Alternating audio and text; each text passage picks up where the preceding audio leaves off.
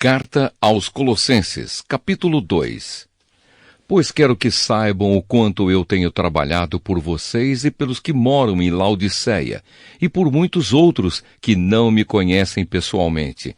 Eu trabalho para que o coração deles se encha de coragem, e eles sejam unidos em amor, e assim fiquem completamente enriquecidos com a segurança que é dada pela verdadeira compreensão do segredo de Deus. Esse segredo é Cristo, o qual é a chave que abre todos os tesouros escondidos do conhecimento e da sabedoria que vem de Deus. Eu digo isso a vocês para que não deixem que ninguém os engane com explicações falsas, mesmo que pareçam muito boas. Porque embora no corpo eu esteja longe, em espírito eu estou com vocês. E fico alegre em saber que vocês estão unidos e firmes na fé em Cristo. A vida em união com Cristo. Portanto, já que vocês aceitaram Cristo Jesus como Senhor, vivam unidos com Ele. Estejam enraizados nele, construam a sua vida sobre ele e se tornem mais fortes na fé, como foi ensinado a vocês. E deem sempre graças a Deus. Tenham cuidado para que ninguém os torne escravos por meio de argumentos sem valor, que vêm da sabedoria humana. Essas coisas vêm dos ensinamentos de criaturas humanas e dos espíritos que dominam o universo e não de Cristo.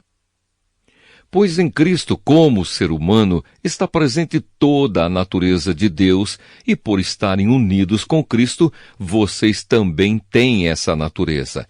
Ele domina todos os poderes e autoridades espirituais. Por estarem unidos com Cristo, vocês foram circuncidados não com a circuncisão que é feita no corpo, mas com a circuncisão feita por Cristo, pela qual somos libertos do poder da natureza pecadora.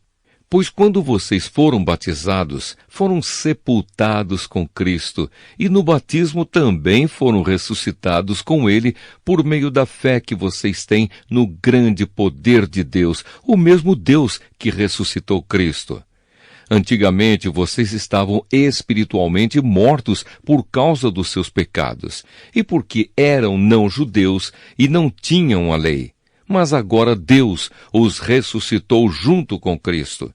Deus perdoou todos os nossos pecados e anulou a conta da nossa dívida com os seus regulamentos que nós éramos obrigados a obedecer. Ele acabou com essa conta, pregando-a na cruz. E foi na cruz que Cristo se livrou do poder dos governos e das autoridades espirituais. Ele humilhou esses poderes publicamente, levando-os prisioneiros no seu desfile de vitória.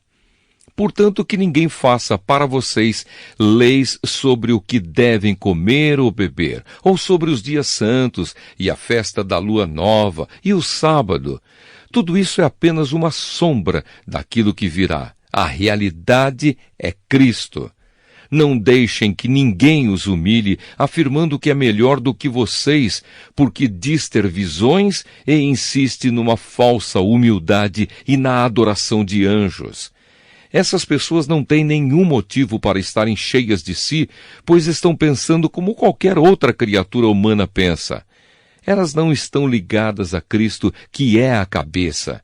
Cristo controla o corpo todo, o alimenta e mantém unido por meio das juntas e ligamentos, e assim o corpo cresce como Deus quer que cresça. Morrer e viver com Cristo. Vocês morreram com Cristo e por isso estão livres dos espíritos maus que dominam o universo. Então, por que é que vocês estão vivendo como se fossem deste mundo? Não obedeçam mais às regras como estas. Não toque nesta coisa. Não prove aquela. Não pegue naquela. Todas essas proibições têm a ver com coisas que se tornam inúteis depois de usadas. São apenas regras e ensinamentos que as pessoas inventam. De fato, essas regras parecem ser sábias, ao exigirem a adoração forçada dos anjos, a falsa humildade e um modo duro de tratar o corpo. Mas tudo isso não tem nenhum valor para controlar as paixões que levam à imoralidade. Carta aos Colossenses, capítulo 3. Vocês foram ressuscitados com Cristo, portanto ponham o seu interesse nas coisas que são do céu, onde Cristo está sentado ao lado direito de Deus. Pensem nas coisas lá do alto e não nas que são aqui da terra, porque vocês já morreram e a vida de vocês está escondida com Cristo, que está unido com Deus.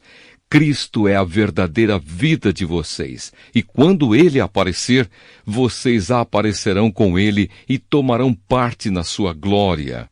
A vida velha e a vida nova. Portanto, matem os desejos deste mundo que agem em vocês, isto é, a imoralidade sexual, a indecência, as paixões más, os maus desejos e a cobiça, porque a cobiça é um tipo de idolatria.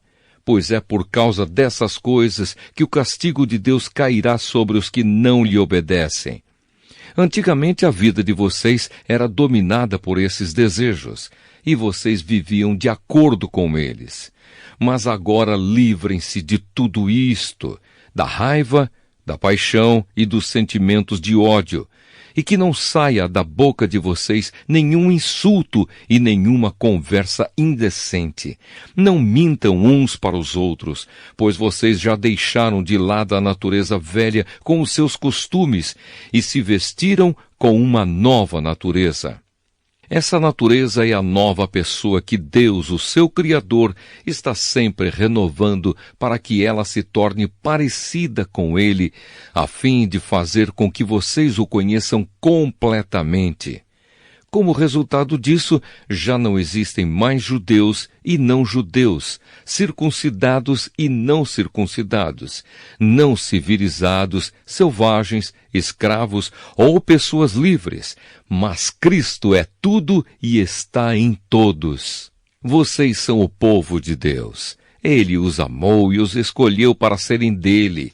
Portanto, vistam-se de misericórdia, de bondade, de humildade, de delicadeza e de paciência. Não fiquem irritados uns com os outros e perdoem uns aos outros, caso alguém tenha alguma queixa contra outra pessoa. Assim como o Senhor perdoou vocês, perdoem uns aos outros. E, acima de tudo, tenham amor, pois o amor une perfeitamente todas as coisas.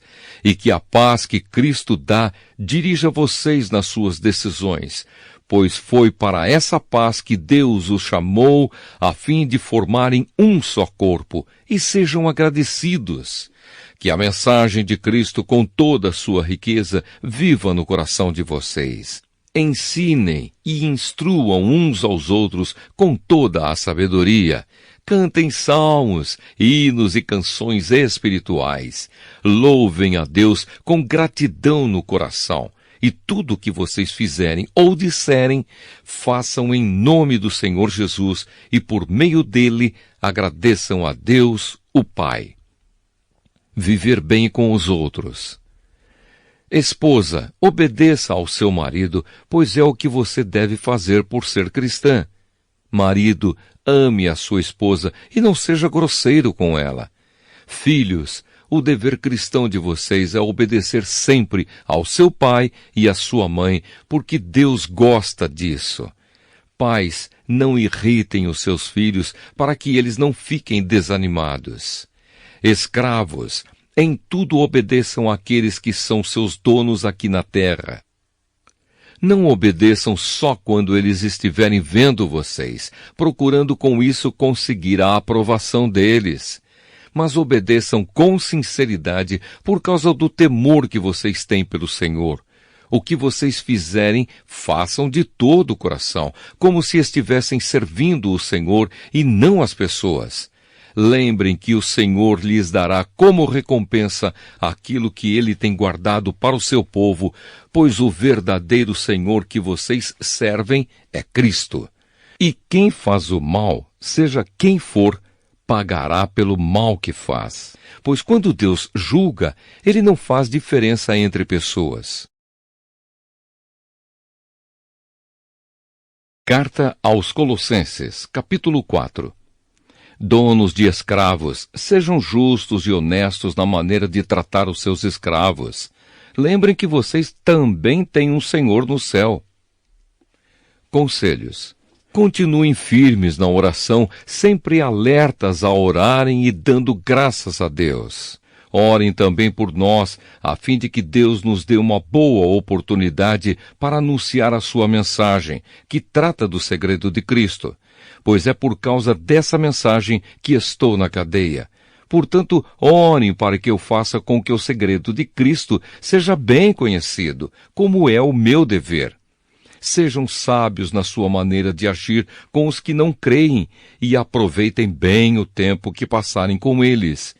Que as suas conversas sejam sempre agradáveis e de bom gosto, e que vocês saibam também como responder a cada pessoa. Últimas saudações. Tíquico, nosso querido irmão, trabalhador fiel e companheiro no serviço do Senhor, levará a vocês todas as notícias minhas. Eu o estou enviando para contar como todos nós vamos indo e assim animar vocês. Com ele vai Onésimo, o querido e fiel irmão, que é da igreja de vocês. Eles vão lhes contar tudo o que está acontecendo aqui. Aristarco, que está na cadeia comigo, lhes manda saudações, e também Marcos, o primo de Barnabé. Vocês já têm orientação a respeito de Marcos para recebê-lo bem, se ele passar por aí. Josué, chamado o Justo, também manda saudações. Esses 3 são os únicos judeus convertidos que trabalham comigo para o reino de Deus e eles têm me ajudado muito.